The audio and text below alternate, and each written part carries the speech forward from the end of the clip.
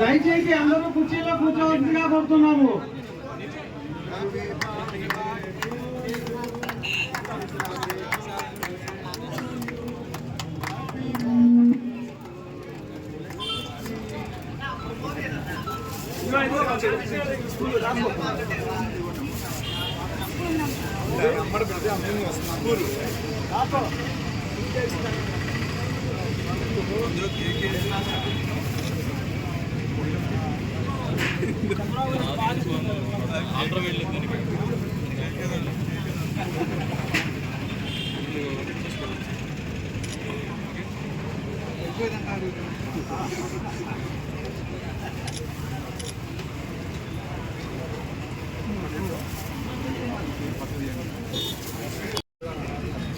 కాడిచెర్ల మారేశ్వరరావు తిరువూరు పట్టణంలో రైతు బజార్లో ఒక షాపు నడుపుతాడు.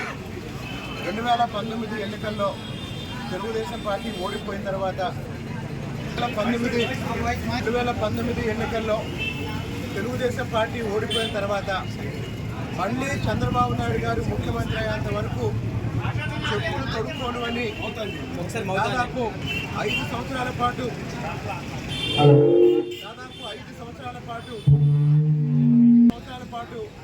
చెప్పులు లేకుండా తిరిగాడు సోదరుడు మారేశ్వరరావు.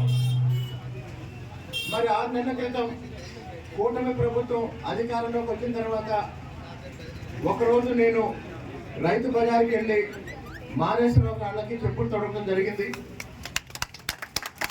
కాబట్టి తెలుగుదేశం పార్టీకి ఇట్లాంటి వెలకట్టలేని కార్యకర్తలు లక్షలాది మందిగా కోట్లాది మందిగా ఉండటం వల్లే ఈరోజు 42 సంవత్సరాల నుంచి తెలుగుదేశం పార్టీ గెలుపోటములకు అతీతంగా అత్యంత పటిష్టంగా దేశంలోనే ఈరోజు అద్భుతమైన పటిష్టమైన క్యాడర్ ఉన్న పార్టీగా రూపుదిద్దుకుందని ఈ సందర్భంగా తెలియజేస్తున్నారు.